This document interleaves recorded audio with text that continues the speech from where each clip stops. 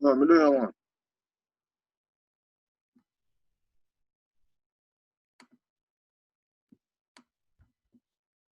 Are we turning our videos back on?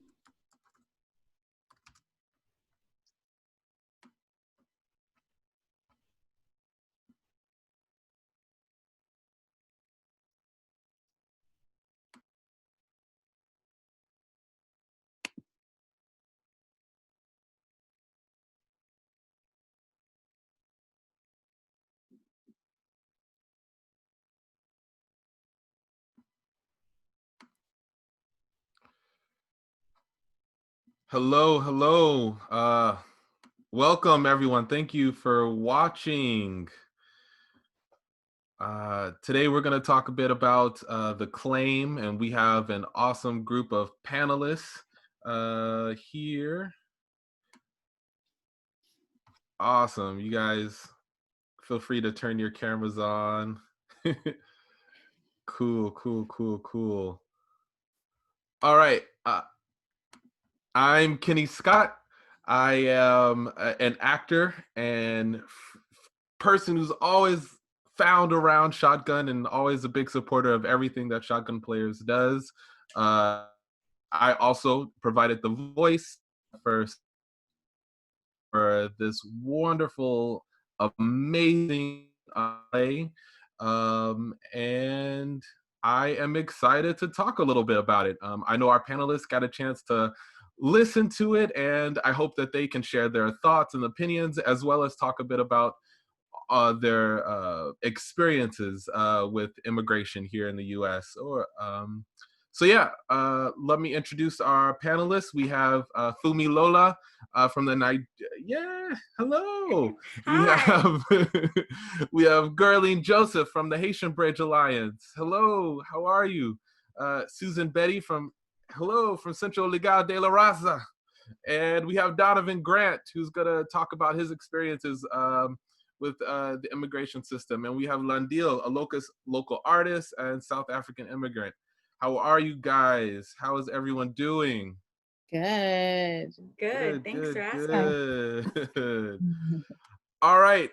This is a huge, huge topic. I know that everybody in the world has thoughts and opinions about immigration. And today, I am excited to hear from all of you. Why don't we start with Guerline? Would you mind telling us a bit about your experiences with immigration and the work you do with the Haitian Bridge Alliance? Thank you so much, Scott, Kenny, for having me. My name is Guerline Jozef. I am one of the co-founders and executive director of Haitian Bridge Alliance. And we primarily focus on Black immigrants from the Caribbean, countries such as Haiti, Jamaica, and also Africa, people from Cameroon, Sierra Leone, Senegal, Eritrea, Ethiopia, you name it, we serve, because there's a need, in the country, and also in the borderlands between Mexico and the United States, where we have Black migrants who have been stranded there since 2016. So we felt like there was a need to provide and bring the narratives and stories of Black immigrants within the immigration movement systems, because when we hear immigration, we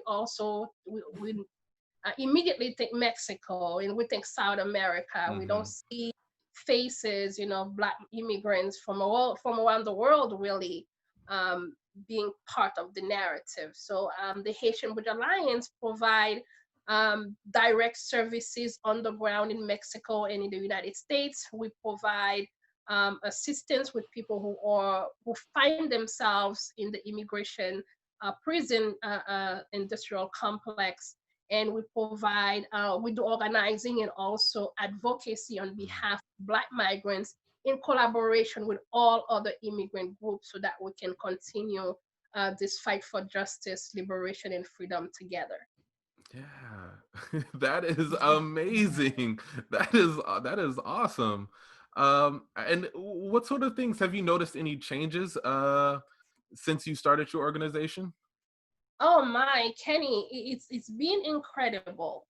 And I'm from Haiti. I was born in Haiti and migrated to New York and didn't really understand the larger context and concept of immigration. Hi, my daughter. Of immigrants, right? That although we went through a really hard time.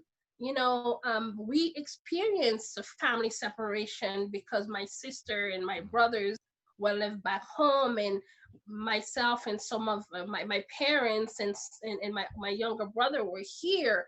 We experienced the pain and the heartbreaking of family separation. But I was fortunate to be able to get on a plane and come to New York. I was able to have family, my uncle who received us in New York. I was able to go to school, to high school, to college in New York, and move to California the past 15 years.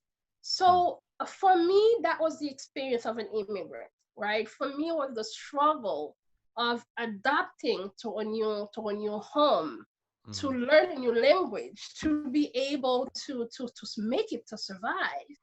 And my story, my personal story, is a story like many immigrants. My father, we when he was in Haiti, he was the mayor of our city. But when we came to New York, he had to drive cab. He had to buy a taxi and become a taxi driver in order to provide for the family. And my mother had a grocery store, and she had her own business as a businesswoman. But she had to become a nanny, right? To care for other people's children, which she did with pride and love. But that was something our family had to do in order to survive in this country, living a life, I will say, a very well-to-do type of life, to become, this part of this struggling community. But even with that, when I learned about Black migrants who made it to the US-Mexico border, I couldn't understand. I couldn't understand how somebody could leave Haiti, could leave Cameroon to make it to a place like Brazil, where things are not working out with the way the political, turmoils and economic breakdown, and being forced, to leave again and make the journey to the United States. Understanding that those people literally walk on foot from Brazil, crossing all of Central America, all of South America to make it here. And we see there's a change in policies that is affecting people who are at the border, who are affecting people who are making the journey. I'm sure that Susan will probably talk about the women in Mexico and other policies and laws that are literally killing people that are doing the right thing and come to ask for asylum. So we see that from 2016 until now, people were no longer being given humanitarian parole so that they can continue their legal immigration process in the United States. And they started putting them in immigration prison across the country without access to legal assistance, without access to communicate with their families, receiving bonds as high as $70,000. So we see the policies, the changes, all of the rules that are being imposed on immigrants that are coming in, that is literally destroying lives.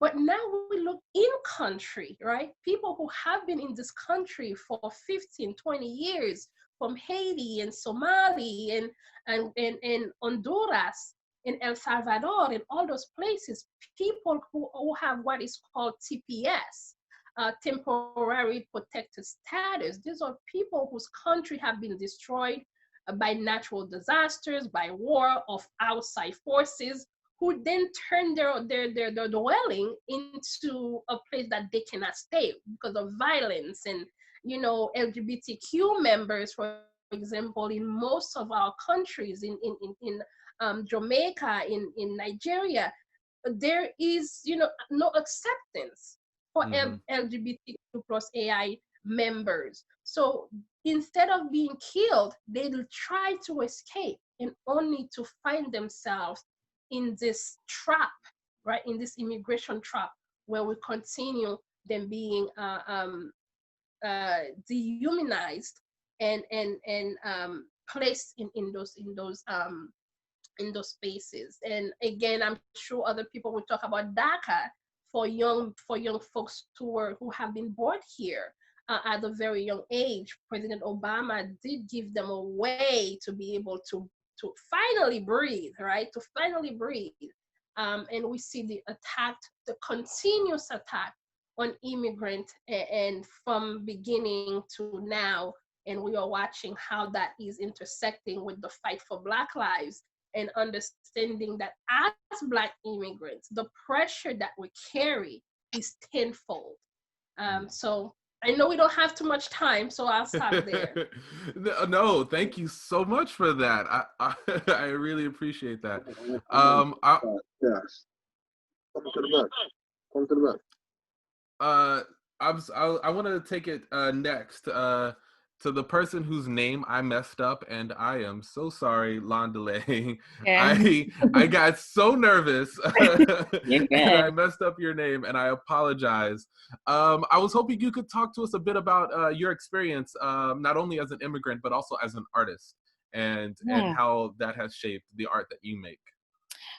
So that's crazy. So I'm from South Africa. And I've been traveling around the world for about 5 years on my own, backpacking. I backpacked the whole of Europe, did a little bit of Asia, and I graduated in South Africa university, and so I got my degree in theater and script writing. So I was always getting typecasted back home, and I was like, okay, I do not want to play the girl in apartheid in every play or every film. And so I was like, let me just travel the world and just start writing stories. And, you know, like, what's going to happen? Like, what, you know, I felt like there were stories out there. And so in Europe, it is very interesting. Also, immigration in Europe, you know, a lot of, like, it was super hard. Not a lot of people liked Africans. I was always getting, like, weird questions, like, how did you get here? What are you doing here? Why are you here? So then I came here. I've been in America for about 1.5 years now, almost 2 years. And I'm a teacher on the side, and I also do theater. I just did my one-woman show last year. And I've kind of used my experience as a Black woman traveling around the world to write new stories. And this play is all about what it's like being a Black woman in different countries. And being here is really hard. You know, I think there's a lot of things I'd love to speak about, but I still get scared because I am a Black woman, or I'm queer, and I'm from a different country. But I do know these are stories that we need to tell. But yeah, I don't know what else to say much, but it has definitely, being here, especially in America, has changed the way I see little things, and I find myself thinking a little bit more. You know, being Black in America is different to being Black in South Africa. So there are like different things, and I'm just like, oh, and I have to like sit down and educate myself or ask more questions around. So I'm also still learning the strings. It's been a great experience, and it's also been a very like horrible experience. You know, I don't have family anymore, so I'm kind of just on my own, and so it gets a little hard, especially with immigration as well. You know, I have to go to immigration every 6 months to have a little check-in, and that's also just such a drag because, you know, it's like, oh, you're the African girl, what do you want here? And like, there's always just these weird questions. People don't treat you like you're a human being. So yeah, I'm still learning the string. Yeah. You also, I think you also mentioned briefly, I guess, the ignorance that sometimes you receive from like Black Americans when it comes to immigration. Do you want to speak a little bit on that as well? Yeah, I mean, you know, there's a lot of, you know, like when I first moved here, it's always like I would always get like well, how did you get here? Did you get here on a boat? And I'm like, no, I got here on a plane. Or do you have HIV and AIDS because you're from Africa? And I'm like, no. Or I'd also get a lot of hate because I know where my roots are from. I speak Xhosa and I'm Zulu as well. And so I understand with like Black Americans here, it's really hard because they were stripped off of their roots. And so for me, sometimes I feel like when I do speak about being Xhosa or being Zulu or Tswana, I get a little nervous because I'm around people who don't know their roots. So it's like, I don't want to say anything much because I feel bad because I am very privileged in that way. But yeah, that's also another huge thing that I also struggle with right now is, you know, being proud of who I am and where I'm from, but also just not showing that too much to a point where I make other people feel a little uncomfortable. And yeah, there's just so many like questions, like even till today, I still get like the most ridiculous questions about where I'm from, or like, why do you guys, you know, speak that language, or why do you speak, I know my friend was shocked that I spoke German and Afrikaans, and I was like, well, in South Africa, because of apartheid, you have to speak German and Dutch in school. We grew up in schools where that was the main language. You weren't allowed to speak your own home language. So that's another thing why I speak good English or German. But yeah, that's that. Thank you for answering that. I'm gonna come back to both Guerline and Landile in a little bit because I have more questions for you guys, but I think this is a good chance to hear from Susan and Donovan. How are you guys doing? Doing well, thanks for asking. Good. Donovan, can you hear us? Yes. Awesome. So, Donovan, I want to talk a bit. I want to get you a chance to talk a bit about your experience going through the immigration process and your experiences with being detained in a little bit. But first, Susan, do you want to tell us a little bit about your organization and your experiences? Sure. So I'm an attorney at an organization called Centro de Raza, which is a community organization in the Fruitvale neighborhood of Oakland. It's been around for over 50 years. And I work in the Immigrants' Rights Project on a program called Abolishing ICE Detention. So I represent folks who are in immigration detention, mostly in California, but in other places as well, and fighting deportation. And I think like the best part of my work is getting to work alongside and support abolitionist organizers outside of detention, but also inside of detention, which is how I met Donovan. And I also represent people in the program that Guerline was talking about, what's called the Migrant Protection Protocols, which is not about migrant protection, but the Remain in Mexico program that forces folks to wait on the Mexico side of the border as they're trying to enter the U.S. to get protection. But yeah, that's the work I do. And then I don't know, Donovan, if you want to talk about how we met and the work you were doing in detention as well. Yes, Susan, you're awesome. But I just want to give you a little bit about, my experience when it comes on to immigration. As a young kid, fleeing violence and stuff. A lot of people, heard about Jamaica, and they've seen part of Jamaica where they see the tourist areas, like the beaches and the tourist resorts and stuff like that, but they don't really know the real part of Jamaica. They show you what they want to show you, and that's the part where everybody goes for vacation. But away from that, when I left Jamaica as a young kid, we didn't know nothing about no immigration and this craziness. We just left, came to a different country, thinking that okay, we gonna have a new start, and live the American dream, and when we came, it was nothing to have to do pertaining or thinking about no type of immigration. We were just living a normal life, until all of that changes, Mm-hmm. because you seeing, okay, you might bump your leg or, you might even have a ticket, I see people end up in immigration because, just a little DUI or a misdemeanor, you know what I'm saying, for some stuff like that. And I'm like, really? You know, so by me, you know, being in immigration for 11 months, you know, I witnessed stuff that I never witnessed in my life, you know, because as I say, we didn't know nothing about no immigration until the time came when we was arrested by immigration, you know, and that was like shocking, you know, because you never been into that type of system before.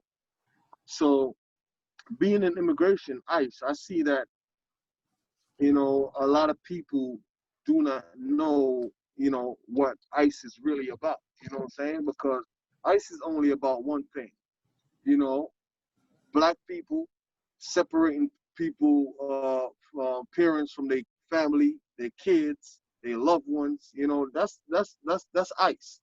That's all they about. Separation, family separation. You know, because you in the system, you know, after pertaining, okay, you did your time, okay, thinking you gonna get released, you already gonna be on probation, stuff like that. ICE came, pick you up, then you gotta fight for your freedom again, all over by doing time, you know. And people been there for years. I got a bunkie that been there for 6 years fighting because he can't go back to Jamaica because he don't have nothing in Jamaica, no family in Jamaica, his mothers, his sisters, everybody, all American citizens, but because he didn't have a chance or thinking about immigration to go get his citizenship, he happened to end up in ICE. You know, so you know it's just cruel. You know, it's just cruel to me. And basically, while I was there, you know, fighting for my freedom, as Susan said, I end up met Susan, you know what I'm saying? And then we start, you know, talking, and we start, you know, putting some stuff that we had, you know, in mind in the facility, what we wanted to do and what we were standing for. And I form a group of people willing to, you know, to come together, you know what I'm saying, and fight back. And when the COVID-19 came in, we said, okay, a lot of people's here, they sick, they don't have no mask, they don't have no paper towel dispensaries, they don't have no soap dispensaries, they don't have no hand sanitizer, they didn't have nothing. And a lot of people, I think people came in and out, you know what I'm saying, with the virus, you know what I'm saying, because a lot of people was always sick, you know what I'm saying. Nobody died at the time, but you know what I'm saying, people could have the virus without we not knowing, you know. So we decided to go on an hunger strike, and you know, we went on an hunger strike, you know, and we had got a lot of backlash because we did so. You know, the wardens came in, the sergeants, the lieutenants, they came in. They wanted to take our commissary away. They wanted to take the remotes for the TV. They tried everything in their powers just to stop us from, you know, fighting for our rights. And from doing your own hunger strike. Yeah, so we still push for it, you know, and then they start by trying to bring a certain little things in, like the dispenser, the what you call it, the paper towel dispensaries and the soap dispensaries and stuff like that. But everything still remains the same, man. Ain't nothing changed in there, you know. They make up stuff, you know. You know, I think when it comes on to like basically government officials, I think they'll be some of the most honest people on earth, but they the worst people on earth pertaining, you know, lying. You know what I'm saying? These people is always lying. They lie about the simplest stuff. You know what I'm saying? So, you know, living that life from the inside, I've seen so much stuff, you know. I lost people, close people in there, you know, and they try to cover that up too, you know. So it's hard, man. It's hard, you know. What they don't really know, you know, when you separate people from their kids and you separate people from their family, you know what I'm saying, you're gonna have more problems out here in the streets because your kid that, you know what I'm saying, you might be, you know, around you, you know, most of their lives, you know, growing up. as soon as they take you out of the equation, then your kids start straying to other things. You know what I'm saying? Going to gang violence, start doing stuff because your parents is not around. You know what I'm saying? So I don't think ICE solves nothing. I think they make the solution, I think they make it worse. Right. They make it way worse than what it's supposed to be, because I think people can be out here with their family and still, have the right to fight their case or whatever the case is, because especially like me, I got my kids here, I got 8 kids, and all of my family, what I'm saying, we're in the military, serving the military. I even signed up to the military when I was 19, So I know what it is to be a part of the American dream, and, all of my family's American citizens, you know what I'm saying? So going back there is like, I'm not going back there for nothing. I'll just go back there and like be a wanderer, because I spent most of my life here. Everything I learned, what I'm saying, my first driver's license, my first, my first born, everything was in this country, so it's very hard. It's very hard to really, fighting against, an organization. I wouldn't even say the legal system, but the organization, because this is just for money. These big corporations,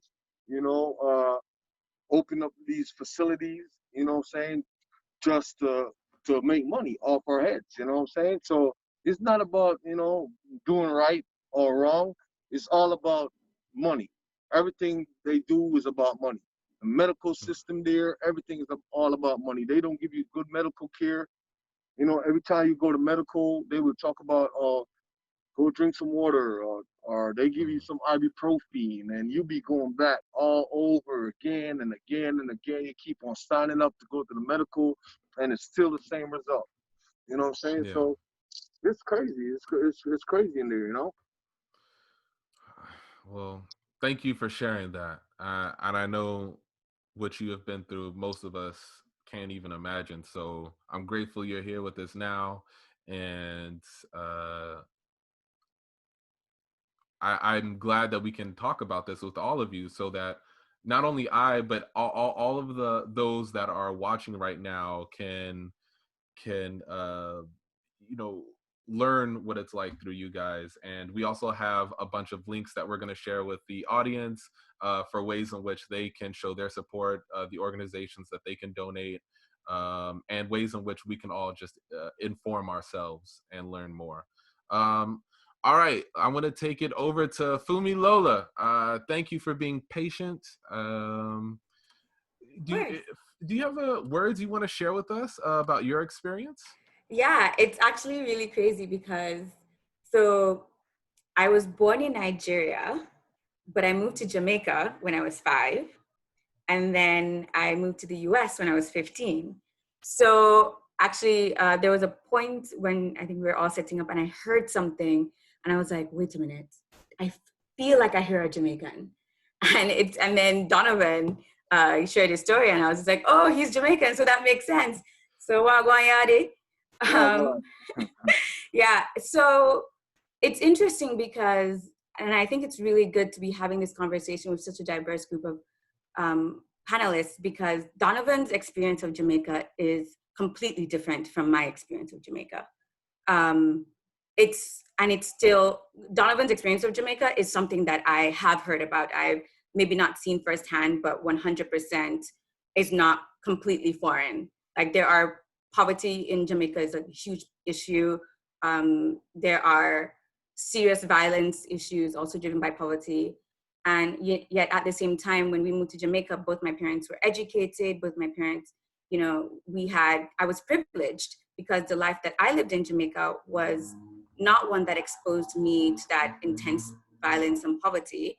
At the same time, Jamaica wasn't a place where my family could see themselves. I guess my parents could see themselves in the long run because limited opportunities. And they were very concerned about, okay, yes, we're all doing fine in school, but what will happen, when we get ready to go to college? Like, what are my brothers gonna do, So we wanted to move to the US, for that land of opportunity.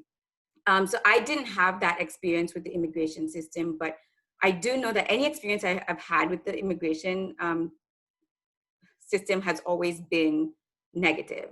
It's always, even when crossing at the borders, you know, I have my US passport now, I travel a lot, and when I come back, the US border is always the most difficult border to come back to, because you're looked at with such suspicion, kind of like, oh, you don't belong here. It doesn't even matter if you have a US passport, which I have, you just kind of, you know, treated as though you don't belong here.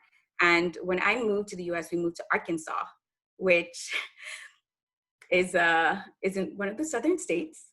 And my friends joke and say that I've hit the trifecta of Blackness, in Africa, the Caribbean, and then Southern American Black. And my experience, I think, has taught me that obviously there's no one way to be Black. And yet it seems to be that whenever people approach you, they have this extreme, they have this very narrow idea of what you're supposed to be. And then you open your mouth and then they hear that you're an immigrant. And then they also, you know, add on these stories. Or like Landile was saying, I got a lot of, how did you get to the US? How did you? And I'm like, what are you talking about? There are commercials of Jamaica on TV all the time. They're like planes. Like, how did you learn English? I'm like, you know, Jamaica and Nigeria both are English speaking. It's just this, they've created this idea in their head of where our countries are. And, oh, did you play with lions? And I'm like, do you have an eagle as a pet? Like, what are you even talking about? So having to just kind of learn to just calm down and speak to people in a way that doesn't isolate them from myself, but also giving them education so that they don't approach me or any other immigrant in the future with the same like ignorant ideas. So that's just a little bit about like my experience. I'm also an actor, well, at least trying to be, but I'm a CPA as well. That's my day job. And part of the reason I became a CPA was because when we moved to the US, it was very clear that even though it's the land of opportunity, like it's almost a catch-22. Like if I decided to pursue my dreams as an actor, I could run into a lot of like economic hardships, and that just was not an opportunity. My parents thought I was squandering the opportunity if I didn't go a more traditional route. So that's a little bit about my story. Well, thank you for that. You said something, you know, both a few of you guys have made mention of the expectations that sometimes Americans can put on those that they view as immigrants, even when they don't even know, really. They have this expectation of you, and then you open your mouth. And if you guys, I know you guys got a chance to listen to the play, and that confusion, that misunderstanding is a big part of the play. It's a big part of the claim. And so what are your responses to that confusion within the play? Was that something that felt realistic to you guys? Was that something you had experienced yourselves in that way? Mm-hmm. And you guys can just jump in. Yeah, you know, I think we all experience it in one way or another, especially those of us who speak multiple languages, right? And as I was listening to the claim, one thing that really stuck to me is when the gentleman was speaking, and they act as if he wasn't speaking English. You know, and then he started speaking very slowly. It's like, can you understand me? And also how they were trying to criminalize everything that he said. You know, you say your eyes are beautiful, or you have beautiful eyes, and that could turn into something else very quickly. So I think that just that part of the interview, of, you know, for that really spoke to me. When we have the misunderstanding, even when we come from, for example, Jamaica or Nigeria, and that are English speaking countries, but things mean different things to other people, right? I believe he said moron or something like that. And then I was like, are you calling me that? Or did he call you that? So, and then also the connotation that he was homeless. So where are you staying? All of those different things that is attached to you as a person and to you as an immigrant can turn into something ugly very quickly. Mm. Yeah. So, sorry, I when I was listening to the claim, and there was this part where they kept messing up his name. He kept saying my name is Sassy, and then he said, you know what, you can't pronounce, you have too much trouble with that, just call me Serge. And they just wouldn't hear him. And I relate so much to that because my full first name is Funmi Lola. And obviously that's not something that easily rolls off the tongue to, English speakers. So I go by Funmi.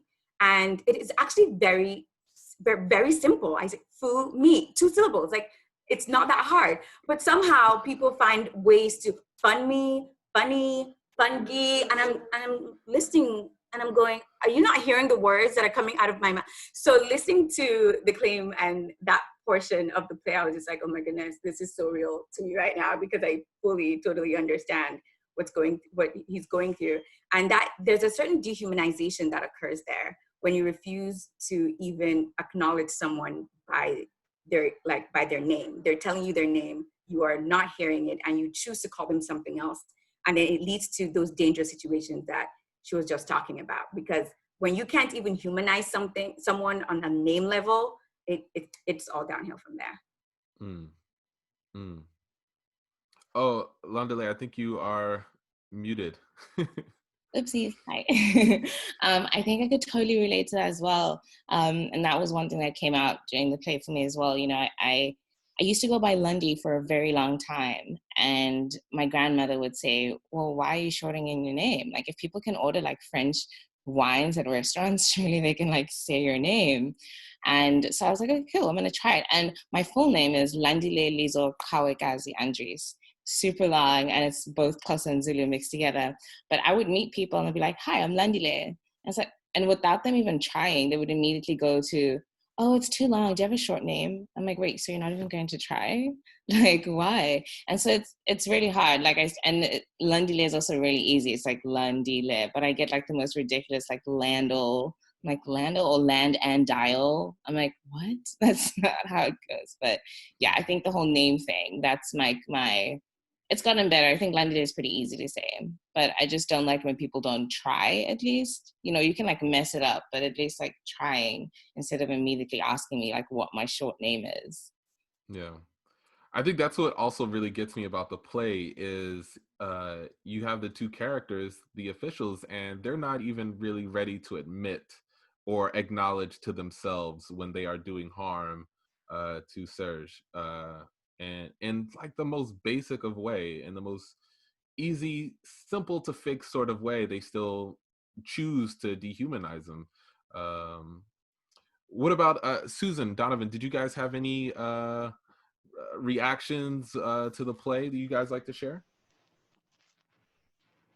Yeah, a couple of things that came up for me just thinking about like the immigration system in the US was, well, one, I think the immigration system in the US is so built on white supremacy and American like exceptionalism that for folks who are trying to seek protection here, so much of what the work you have to do to make your claim is to villainize the place you come from, and to sort of create distinction between like, I come from this place, it's not safe there.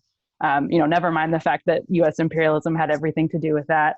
But like, here I'll be safe, and please let me stay and let me be a deserving person. And I think, this week, as an example, I represent 2 Afro-Honduran families who are stuck in MPP. They're in Juarez in Mexico, and they've been victims of just like unbelievable anti-Black violence during their time in Mexico. And we were trying to get them an interview to come into the US. And part of what we're having to argue at this moment is, please let these Black folk into the US where they will be safe, right? Mm. And like, you know, like my clients are the first ones to say, like, we know we're not going to be safe there. Like, we watch the news, like, we understand like the power of anti-Blackness on both sides of this border, but like, we have to tell a story in order to get something from this system. And how dehumanizing and all the ways that just like re-entrenches really fucked up racist power dynamics. Yeah, and I don't know if Donovan, you wanted to share, like, if that resonates with you. But the other thing go ahead. No, I'm saying I was just trying to you know, let people know, you know, basically being an immigrant is one. You know what I'm saying? So you gotta fight that demon, and being a Black man is a second. You know what I'm saying? So it's like you two strikes you out. You know what I'm saying? So any which way you gonna always look at a certain way. You know, so it's hard. You know what I'm saying? It's hard out here. You don't get equal opportunity to do nothing at all. Even the court system is still the same. You know, because as soon as you walk in there, you know, they start look at you from head to toe. They see that you're a Black man, so you can't be up to no good. You know what I'm saying? Even when you're not basically guilty for a crime, you still got to do the time. You know what I'm saying? So it's very complicated, and it's very hard. You know, that people can really judge people by their color or their skin. You know, and I've been through it. You know, I've been through it, and I see judges just look over your paperwork. You know, they don't take no time to really, you know, pay attention. They just flip through a couple pages, and you know, they just, you know, come down with their judgment. You know what I'm saying? So, you know, you have no rights at all. You know, so as I say, as a Black man, it's hard. It's very hard. Yeah. Well, thank you for saying that, Donovan, because then, and this, I want to take a pause to let all the attendees know that you can feel free to hit the Q&A button and ask questions, and then we'll give them to our panelists. And we have our first question from Lee Rondon Davis. What can the average person do to help support Black and brown folks who are being detained both by ICE and in prison, particularly during this pandemic? And you guys can, Susan or Guerline, if you guys have any responses to that question. I can start, and Susan, please add on to that.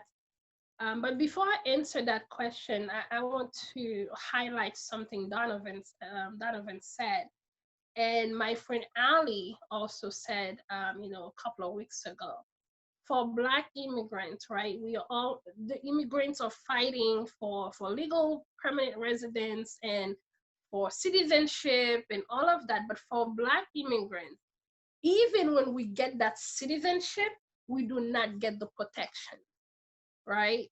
Because our lives always continues to be in danger because of our skin.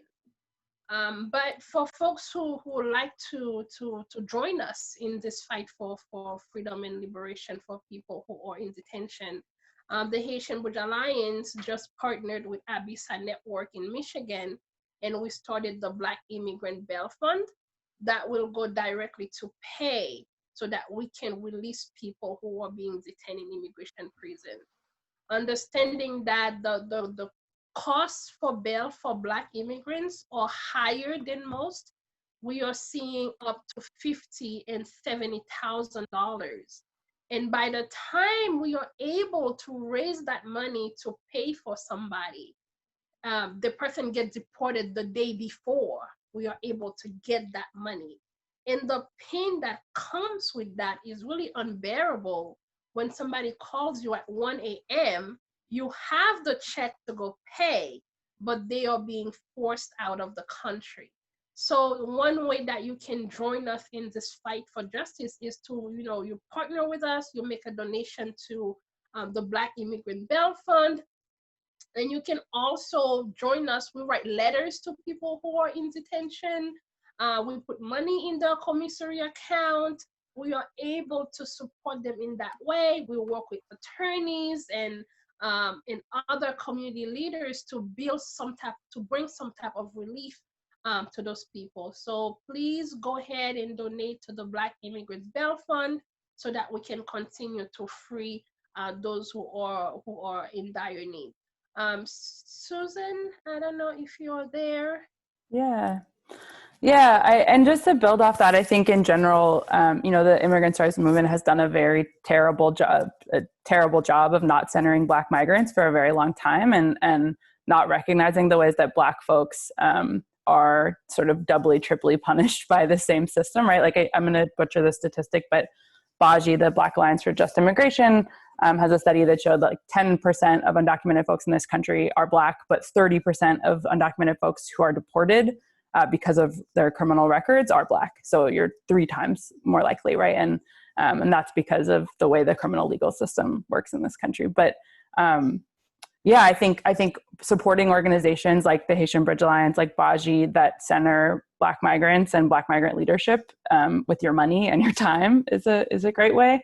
I think just to like uplift Donovan's work. So, Donovan is recently out of detention, but the detention center where he was held and where we met, folks there are still organizing. They went on hunger strike last week in honor of George Floyd and Breonna Taylor and Tony McDade. Forewent meals for 5-6 days and dealt with really awful repression by ICE and private prison guards. And so we have a fund set up to just give money directly into the commissary accounts of organizers inside of immigration detention centers in California. I can try to drop the link in the chat. And then there's a bail funds, local bail funds as well for migrants that are detained right here where we live. And then I think also just organizing to end ICE detention. Like there, wherever you live, there is a group that is working to abolish, incarceration and then specifically ICE detention and kick ICE out of our communities and connecting with them and figuring out how you can support them, be it through, your money or calls or, whatever else it is that they need. Thank you for sharing that. And for all of those of you watching, there are several links that have been posted to the chat. And so you could click on those resources and find more ways to donate. I have a question for you, Donovan, if you can. What's next in your process for you? What are the next steps for you? I think you're muted. Let me.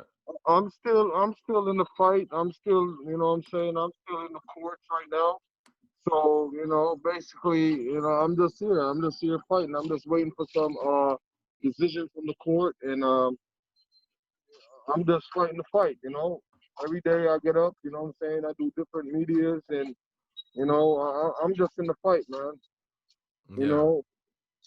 Because I left a lot of people in the system, I'm fighting for them too. I'm not even fighting for myself. I'm fighting for also, everybody that we left in the system, So, I know they trying to get out to go see their families and their kids and their loved ones, So I'm here, I'm just here fighting for them too, also. Yeah.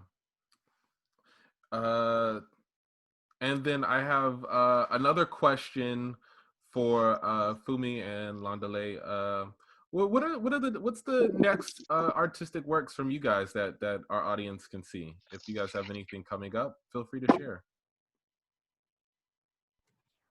Well, I was going to be in. We had to reschedule our play. I was going to be in play with the African American Shakespeare Company. I actually just went completely blank on the name of the play, which is great because I have the script like in that room right there. That's all right. That's all right. But we were supposed to have the performance in April, and then we moved it to September. But we're not even really sure because what's the scene going to look like with COVID in September? So I'm not really sure, but hopefully something in September. I did want to piggyback off of, well, maybe not piggyback, but as Donovan was talking, it occurred to me that there are a lot of people who think, why can't these migrants just come here the right way? Why can't they just go through the system? Why do they have to bypass the system and, you know, come through like the borders like this? And to that, I want to say two things. I came through the system the right way. And let me tell you, it takes a lot of money. And usually when people are fleeing and they require asylum, if they're leaving home for any reasonably like dangerous situation, money is not something that they have an abundance of. And it's not that easy to come by being able to go through the immigration process with just cash unless you are very, very wealthy. In fact, most first world countries, you can buy a green card for, I think, $700 and something thousand in Canada. I think it's closer to like $1 million in the UK. So for people with means, the immigration process is pretty easily like navigatable. But when you don't have means, that's when you have to struggle. And I think people lose sight of, oh, they're just, you know, criminals breaking the law. No, they're people trying to find a better life, but just don't have money to go through your system. I just wanted to put that out there in case anyone was thinking in that direction. Thank you for that. Thank you. Can I say something just briefly? When it comes to the asylum seekers, people coming to the border, and the misconception that is coming from the administration and people in power, people who are trying to confuse people about what the system is. And Susan, you can chime in onto that as well. The act of them coming to ask for asylum, that is the legal thing for them to do. That is the right under, you know, immigration law, that they can come. The legal way for them to do that is to come and ask for asylum. The problem is they're not allowed to even be able to do that. Thank you for that. I have another question here, and I want to pose it to you, Susan. The court system, the penal system, is problematic, and especially for vulnerable populations in the U.S. Do you notice any difference in how the courts treat Black and Brown American citizens versus Black and Brown people trying to immigrate into the country? Yeah, I mean, I think Donovan is the expert, you know, has personal experience with that question. So I'd love to hear your answer, Donovan. But I think from sort of like a legal or structural perspective, like, yeah, both systems are fucked up. They're built on the same premises of white supremacy and marginalization. But I think the immigration system, there are some protections baked into U.S. law and in the Constitution, like a right to a lawyer, like a right to a speedy trial, that you don't have in immigration. So nobody gets a free lawyer in immigration. Folks who are locked up, the 50,000 people who right now are in immigration detention, none of them has the right to a lawyer, and most of them don't even have access to lawyers. They don't have a right to a speedy process. Donovan mentioned knowing somebody who's been locked up for 6 years just waiting to get a decision from the immigration system. That's not, unfortunately, that's quite normal. So there are some basic floors that exist, even, as messed up as we know and dysfunctional as we know as the criminal legal system is, like there are a lot of protections that just do not exist for people who aren't citizens. And Donovan, I don't know if I feel like you're someone who has been through both the criminal legal system and the prison system and also the immigration system. And I wonder if you feel like there's differences between those two or similarities. Well, basically, they're not much different. Both of them is basically the same thing, especially when it comes on to a black individual. Because I never, since I've been in the immigration or in the feds, I never really seen like a lot of white people. You know what I'm saying? And during my time, because the feds, you do a lot of traveling. You travel from state to state, and place to place. You know what I'm saying? You never really stay at one place for too long, unless you finish you know, fighting for your freedom, and then you start doing your prison time. So they always moving you around. And I never really seen a lot of white people. It's always Spanish people or black people or foreigners. That's about it.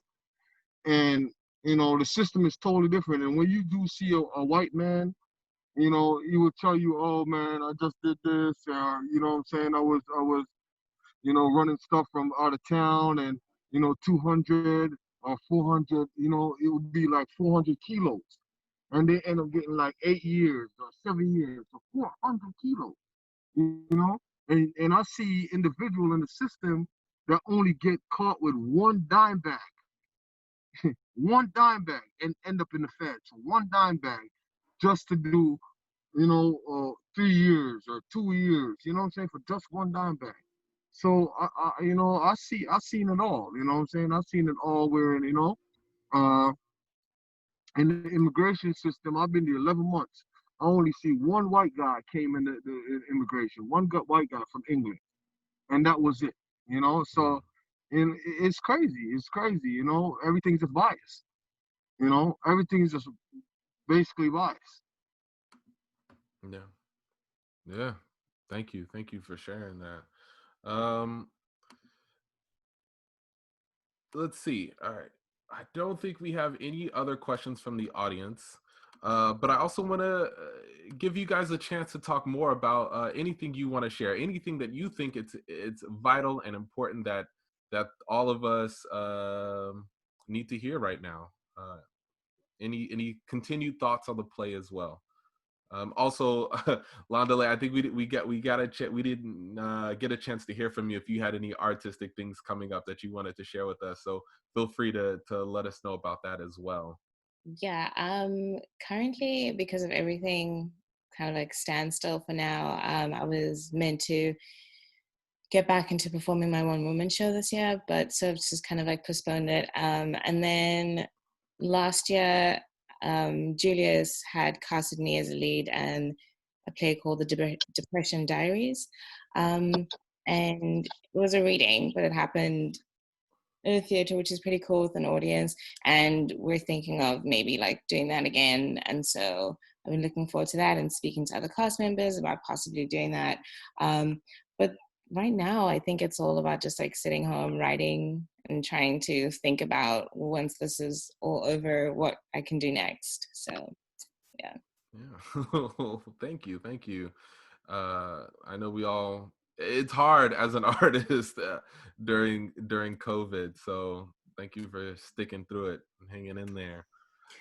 Speaking of, go ahead. Sorry, I just remembered the name of the play. It's Private Lives. I feel so terrible for Private Lives. Private Lives by Noel Coward, African American Shakespeare Company. Look out for it sometime later this year.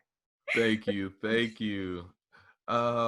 Speaking of COVID, I know it was mentioned earlier, and I don't remember if that was from you, Guerline, or you, Susan. It might have been Donovan. But how has COVID-19, everyone sheltering in place, how has that affected the immigration process?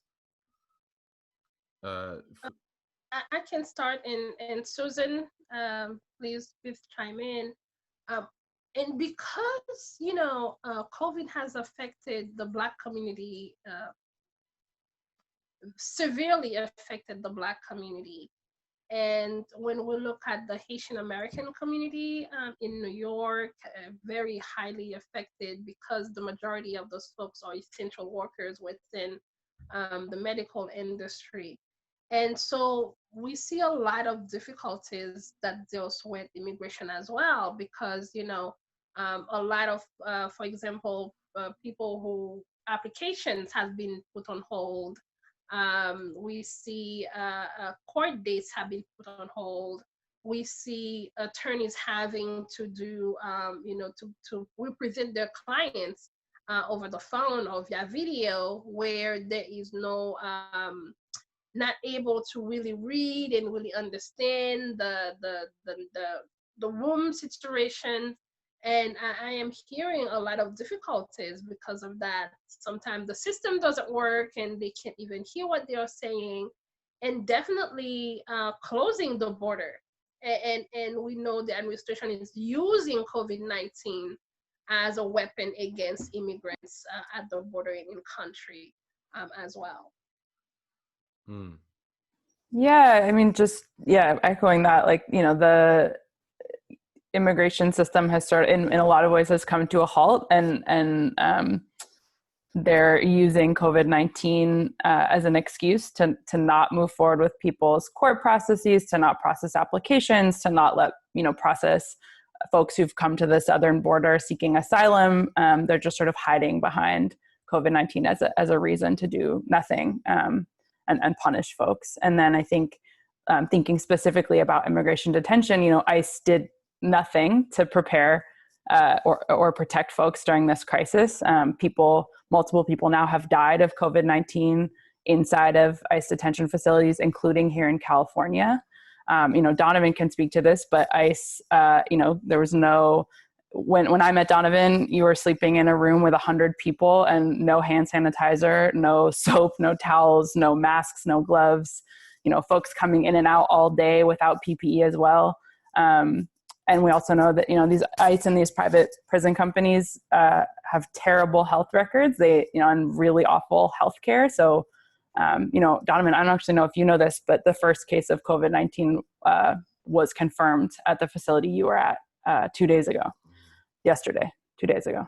And it's sort of like, so it's only a matter of time. And when you have a virus in a congregate setting and it's like a tinderbox. And so, folks are starting to die. The crisis is mounting, but it's only going to get worse. And I think the only solution to that is to free people. And I think, the organizing Donovan did on the inside and folks are doing all over is aimed at getting people out so that they can be safe. But it's really terrifying what's happening in detention. Donovan, I don't know if you're there, but I wanted to add that while we are dealing with this high number of people in detention who have been tested positive for COVID-19, the government is deporting people who have been tested for COVID-19 to countries like Haiti and Guatemala and Honduras and all over the place. Absolutely. We have confirmation that a flight that left the United States on April 7th, arriving in Haiti, 4 of those people were tested positive in Haiti upon arrival. And the last flight that left in this month, we know that at least 8 of the people who were deported were previously tested positive in country prior to them being deported. And we see how the United States is exporting, right, COVID-19 to countries like Haiti, who cannot afford to even manage the healthcare system. And now we also see, since those flights have been going to those places, a very high number of people in countries being tested positive for COVID-19. So literally, what we are trying to do here to prevent people from dying from COVID-19, while we are dealing with the pandemic, the United States is exporting the virus to places because they just put everyone, as Donovan will tell you, everyone's together, and they literally move them from place to place together and then send them off deported. Even children as young as 10 months old, families who came to ask for asylum are being deported and being put at risk of getting COVID-19. Donovan? Yes, absolutely. Actually, Susan just said somebody from where I was, found it positive for COVID-19, but that's been going on long before they actually admit that somebody from there had COVID-19.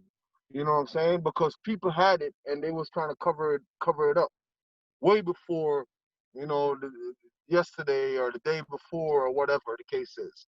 You know what I'm saying? But we knew because a lot of people was there, sick, can't breathe, all of the symptoms, that COVID-19 carries, and they just cover it up, and they try to force people like signed out, they try to get people to sign out. This guy came from court and they trying to get him, they literally force him to sign the paper just to send him back.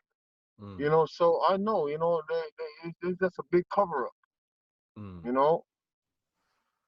Yeah, I think I heard a statistic this week that like 20% of the cases of COVID-19 that are confirmed in Guatemala are from people who are deported from the US.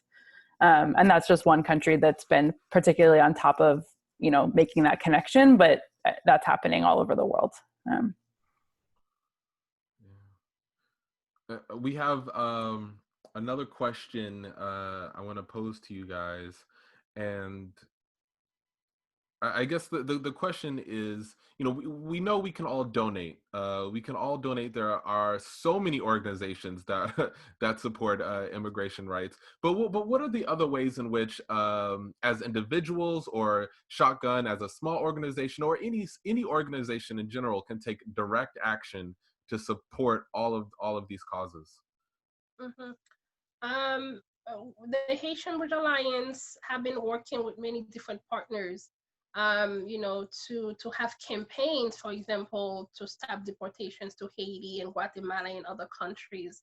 You know, the best thing is to bring awareness to what's happening. Because we are so involved in ourselves, in our issue. There's so much happening in this crazy world that unless we bring awareness, people don't know. And so one of the ways that we are asking people to join is to be a part of the campaign. We will be launching a campaign to ask for stop of deportations, especially between while we have the COVID-19. We'll send you the link, Kenny. And people, please sign on to add your name, your organizations, your company to stop those type of deportation.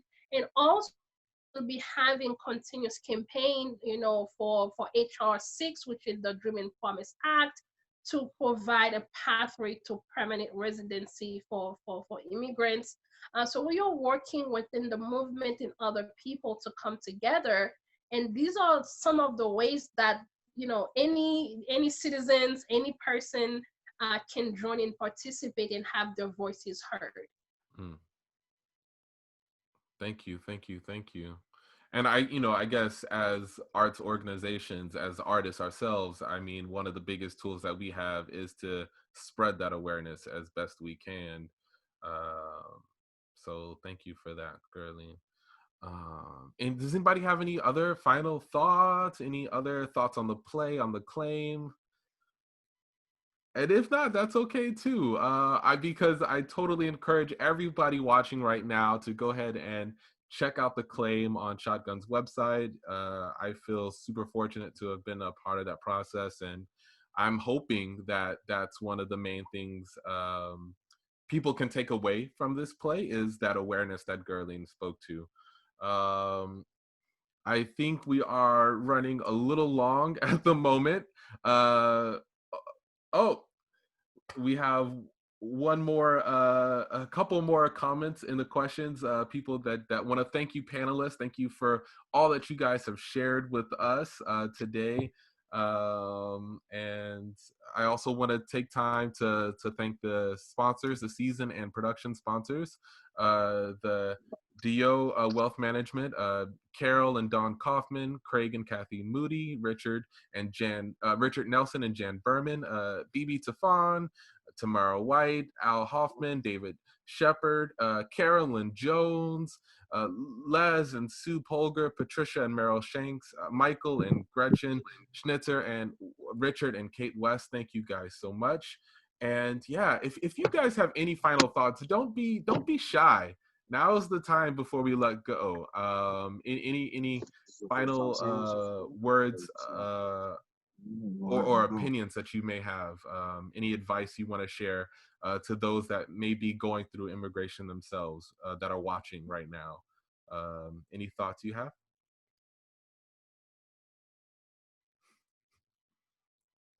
If not, that's okay. I'm just grateful you guys are here. I know panels. Oh yeah. I'm trying to hide from my little son. If he see me, he go tear me apart. He running out there next. Oh. Yeah. Thank you, Donovan, and thank you for sharing this. I know it's not always the easiest to talk about this stuff. So I'm grateful you could join us and you could share your story. All of you, thank you so much for everything that you guys do, and taking time out of your day to talk to us and to even listen to the play means a lot to me, especially as an artist. So I'm grateful for all of you, and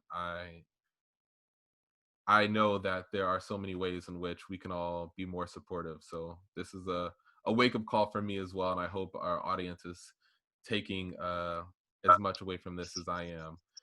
For those of you who asked, the recording of this conversation will be posted on YouTube at a later date. So you guys will get a chance to share this with our friends and family. Someone wanted to thank you for showing us your son. So thank you for that. And with that said, it's time to say goodbye. Donovan? Yes. Yes. Kenny? Mm-hmm. I wanted to let people know that we are here for them. So we're not just here saying we need you to join us. We want them to know that we are here for them as well. Right. So if somebody is fighting immigration cases, you have any questions, please reach out to the Haitian Bridge Alliance. Please reach out to Suzanne at Centro. We'll be able to connect you with community. If you have somebody who's in detention, let us know so we can find help for them. So we are here for you as well. Thank you. We appreciate y'all. Appreciate y'all. Thank you guys. In abundance, you know? Yeah. And Funmi and Landile, thank you guys so much for joining us. It's great to hear your stories. It's great to hear the perspective of other artists. So we love you, and I hope you guys enjoy the rest of your weekend. To everyone watching, I hope everyone, take some time for yourselves. The world is a scary place, so. All right. Goodbye, everyone. Thank you. Bye. Appreciate y'all. Thanks so much. Bye. Bye, y'all.